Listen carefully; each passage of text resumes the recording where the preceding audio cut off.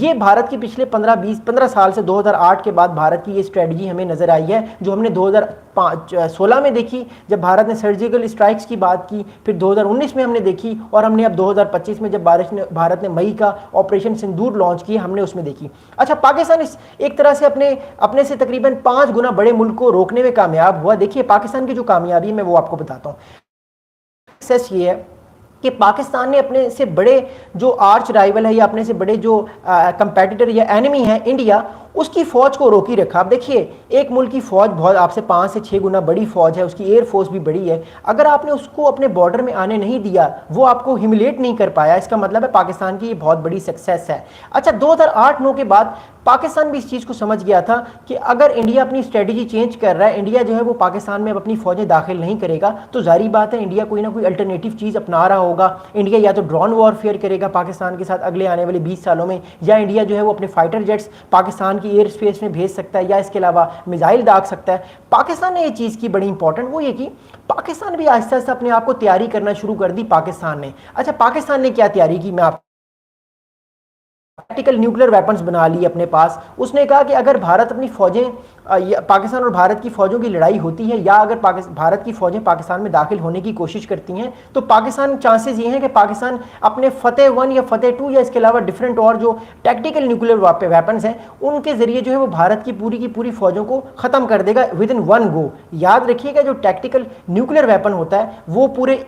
جو شہر کو تباہ نہیں کرتا، وہ صرف 15 یا 20 کلومیٹر کے علاقے کو تباہ کرتا ہے جہاں پہ فوجیں یا کوئی بھی چیز موجود ہوتی ہے۔ تو پاکستان نے سب سے پہلے یہ اسٹریٹجی اپنائی۔ سیکنڈ پاکستان نے یہ اسٹریٹجی اپنائی کہ دیکھیے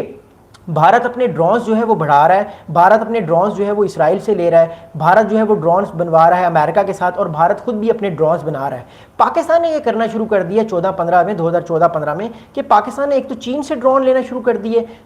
ترکیہ سے پاکستان نے ڈرون لینا شروع کر دیے، اور آذربائیجان سے پاکستان نے بہت سارے ڈرونز لینا شروع کر دیے، تاکہ جب پاکستان اور بھارت بھی آنے والے وقت میں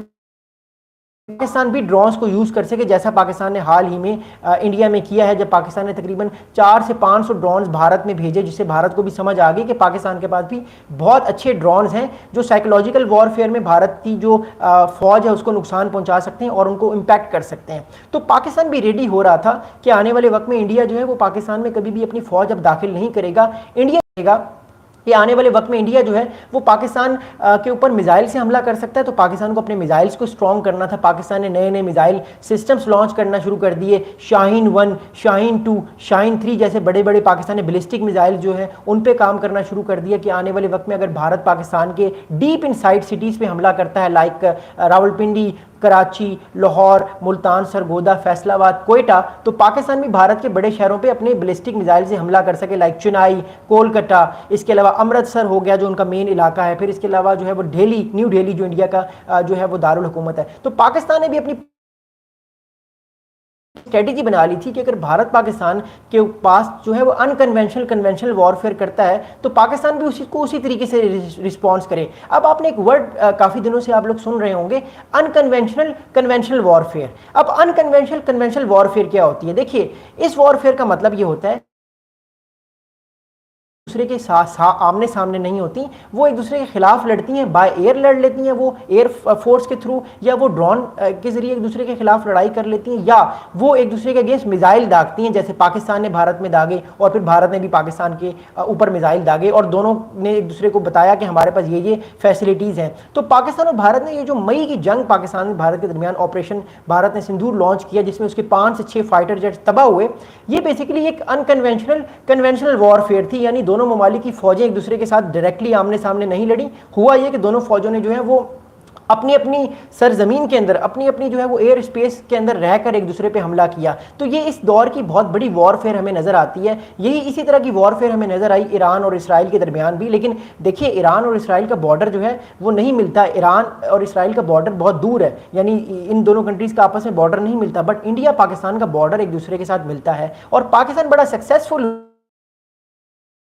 کبھی بھی حملہ اب نہیں کر پائے گا، کیونکہ پاکستان نے آلریڈی بھارت کو یہ بتا دیا ہے کہ ہماری ہے فرسٹ یوز پالیسی، یعنی ہم پہ اگر حملہ ہوا پاکستان پہ اور پاکستان کو یہ فیل ہوا کہ پاکستان ٹوٹ سکتا ہے بھارت کی کیونکہ بڑی فوج ہے، تو پاکستان فوراً جو ہے وہ اپنا نیوکلیر ویپن یوز کر لے گا۔ لیکن ہوا یہ اس پوری جنگ وار فیئر میں کہ پاکستان کی پوری آپریشن سندھور کے بعد پاکستان نے اپنی ڈاکٹرائن ہی چینج کر